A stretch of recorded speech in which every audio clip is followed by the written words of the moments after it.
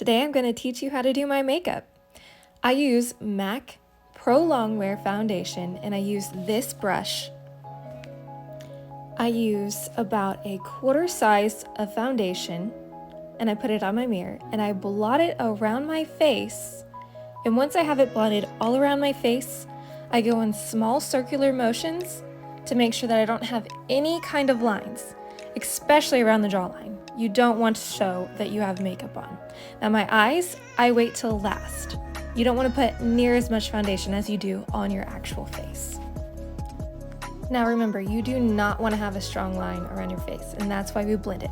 So now we do the eyes. We're going to use a little bit of foundation, just small, tiny little movements to make sure that you just have the perfect amount of foundation on there.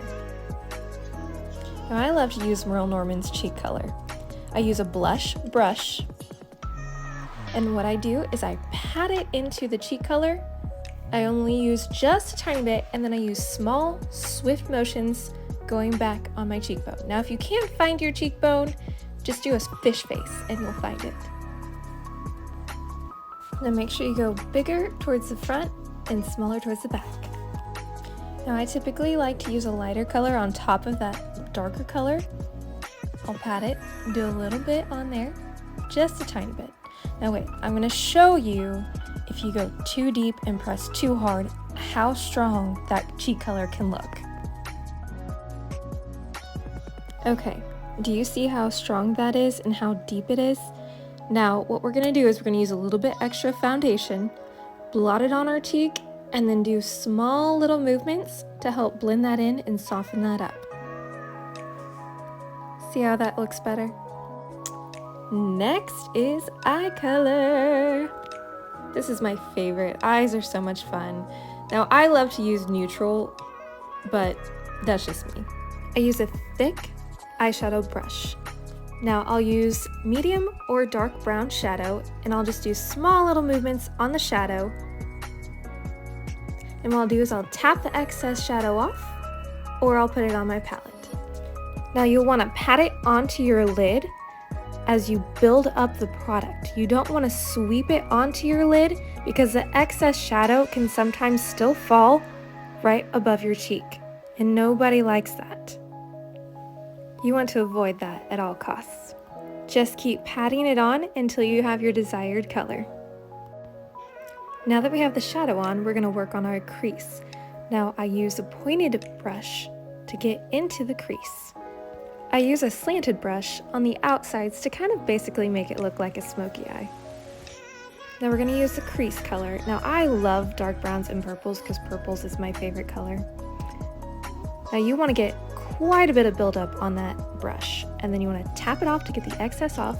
Now you're going to put the brush inside your eyelid. You're going to close your eye, open it back up, be in the crease, and do small, swift little back and forth movements.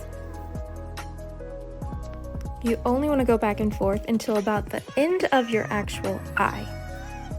A little pro tip, I love listening to music when I put makeup on. It just makes you feel so good. Now we're going to use a slanted brush. Now I use what I use in the crease color, and I just put at an angle towards my eye on the very bottom eyelid. See how I do small little swift motions, and just on the corner. You want to take your time with this. You don't want to make it too rushed because you want to make sure it's blended in well enough. Sometimes I'll take that slanted brush and I'll soften my crease color. You're not always going to have that corner perfect. Don't worry about it. We'll fix that soon. Now do to the other side what you did to the one side. Now remember, soft movements and corner only. Next we're going to use a soft bristle eyeshadow brush. Now I like to use glittery colors, and this is what we're going to put on our actual eyelid to help brighten up the eyelid color. Only pat it onto the middle of your lid so that you still have the darkness around your eyelid but the brightness in the middle. We're going to use the same brush, but we're going to brush off the excess on our palette. We're going to use a yellow or a beige and a white with the same brush we used with the glitter, and and we're going to combine those both and put it right below the brow line. We're going to use soft little circular movements. Now sometimes I will use small little wiper blade movements to kind of help soften that up. Now we have the lightness on the top. We're going to blend in the dark and the light together with a medium color in between your crease color and the light color. We're going to do small little circular motions. Now we want to go big from the outside and go smaller to the inside.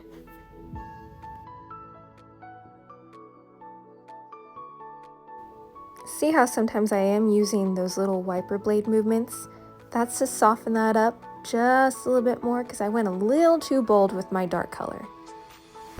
Now you're probably seeing the corners aren't looking that great. Don't worry about it, we'll fix this soon. Now right underneath the brow line, we're going to do a white. Try to do a matte color and just do a tiny bit, and you're gonna go right under the brow, lining it to kind of make those brows just pop. Brow time! You can either use a slanted brush or a liner brush. Now I like to use a liner brush. Blondes, you're gonna use a light color. Medium brunettes, you're gonna use a medium to a light color.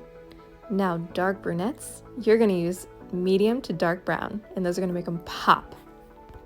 I go back and forth between both colors to get a little bit on there, tap my brush, and what you're gonna do is you're gonna line your brow, and you're gonna do the bottom first. You wanna go back and put more shadow on your brush, and you're gonna make small little movements throughout your brow, basically making it look like you have tiny little hairs and making it thicker and fuller. Now I don't like to use liner too much, so I'll use my liner brush and use my crease color, and I'll take tiny little movements along the line of my lashes, giving the appearance that I have color liner on. Now that our eyes are done, now's the time to fix those pesky corners. So you're gonna use the excess foundation. You're gonna make a line up to make that corner look strong and prominent. Contour time. Now I am no expert when it comes to contouring, I just know the basics. I use a small fluffy brush for the brightness, and I'm gonna put it under my eyes, basically the T-section, and then right underneath my cheekbone to give it some dimension. Now I used a white, a beige, and a glitter basically. This is going to give the brightness under my eyes so I don't have dark circles and I don't look like a zombie at the end of the day.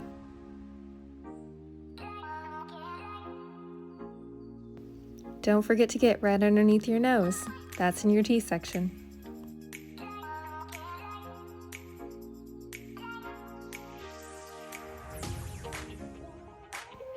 Next is the darkness.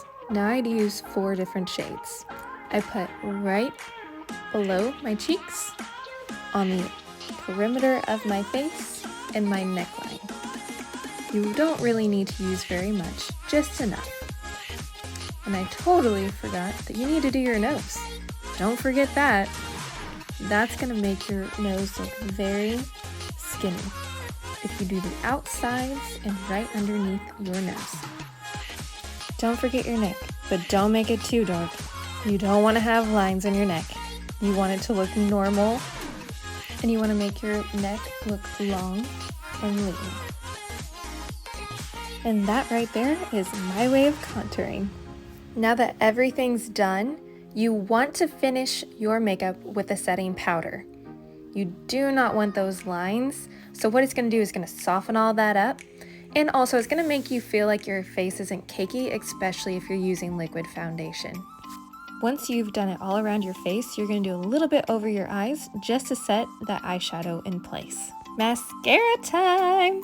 My favorite is Bad Girl Bang. It's from Sephora. You can get it at Ulta. It's awesome. You can build it up as much as you want. Now what you're going to do is pull it out, take the excess off the bottom, and you're going to roll it forward as you put your eyelid down. You can do this multiple times until you like how your lashes are looking. Once you have the top looking good, then you do the bottom, and you're going to do just a small little movement on the bottom, just a tiny bit. You don't need to go very thick and bold on that. Go back in for the other side and do it all over, and you're gonna roll it forward just like you did on the other side. I've found it easy to use my left hand for my left side and my right hand for my right side. Crossing over my body doesn't seem to work very easily. Now that's just one. I personally love them big and bold, so I go back over them a second time, sometimes even a third time. Party time, makeup is done. Nope, you're not done. You forgot your lips. You can't go out without lip color. I love Merle Norman's lip pencil. It's got the liner and the color in one, and you can put it all together and it'll look fabulous. Start with the liner, starting from the top and working your way to the corners of your lips. Then make your way to the bottom and start from the corner to the middle of your lip. Now wait, you're not done. The liner doesn't need to be just around your lips. You need to make it bold and thick. I use the corner of the pencil and I make my way from the corners to the middle, making it super thick and extremely saturated.